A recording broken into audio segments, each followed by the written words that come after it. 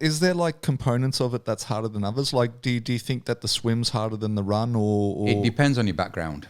So I've always been able to run. My swimming was diabolical.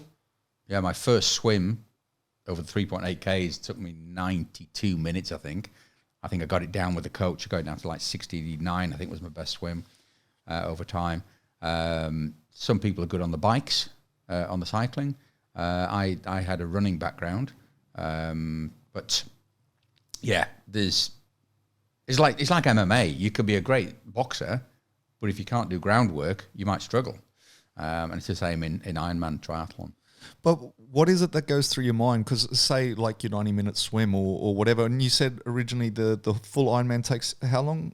So you have 17 hours. 17 hours? And my best time was 11:32, but my first Ironman took me 15 hours 52. I thought I was going to die. Yeah, it was dark.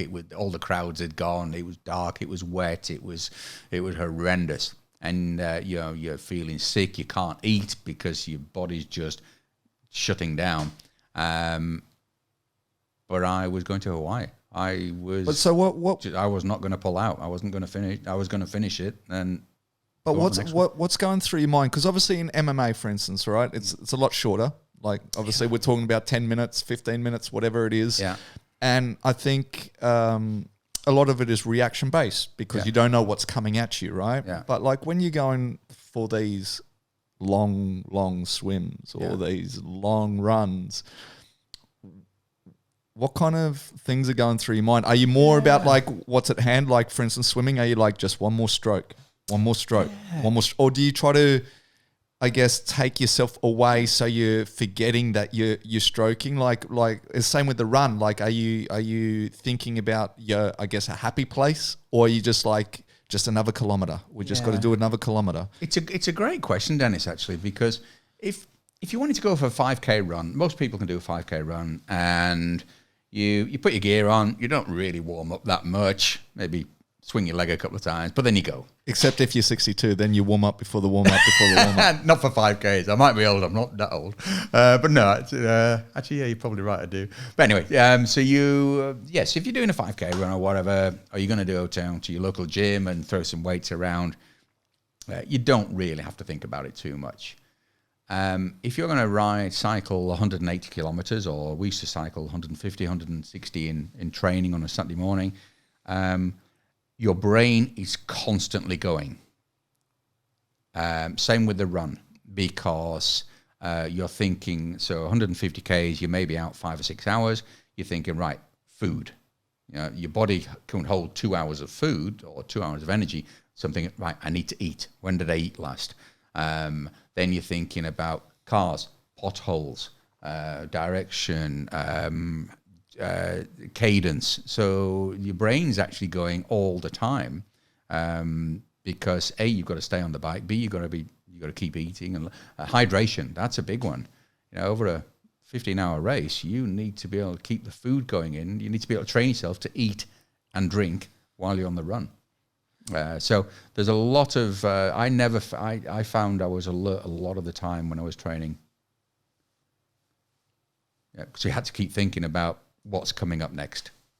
It's a bit like in business. You don't just react in business. You've got to be thinking about what's the next stage. If this happens, what are the consequences? What are the opportunities? What do I need to do next? But do you ever go loopy? Like, do you ever get to a point then you're like, I wonder if I turn the oven off at home? Like, I'm just saying, like, is there a point after like 10 hours that your mind just, goes into some sort of directions and you kind of have to reel yourself back in? Yeah, that's interesting. A little bit. I didn't used to run I'd never cycled with headphones, with music, because it's dangerous. But I didn't always run with music because it gave me time to think of not only my running and my style and my cadence, but also if I had a problem at work or I needed to, it gave me time to think. There was a time I did the Marathon des Sables. So back in 2011, it's a 250 kilometer run across the Sahara Desert, self-sufficient. So you carry a pack with everything you need for 7 days. And the only thing they give you is water every day, every morning, and a helicopter out if you're going to die. You've got to carry snake bite kit. You've got to carry your clothing. You've got to carry 7 days of food, so the dehydrated packs, etc. Anyway, there was a day, I think it was day 4, and the day was an 84-kilometer run. And through the Sahara, it was nearly 50 degrees. And I remember there was a time where I was dehydrated, and I was starting to, my brain was starting to wander off, and that was a strange time. But apart from that, no, I try and keep thinking about what I'm doing, because if your form goes, then the whole thing can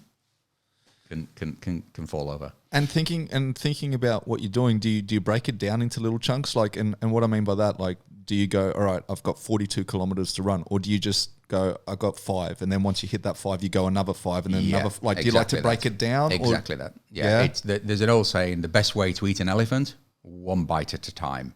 It's the same in sales. It's the same in business.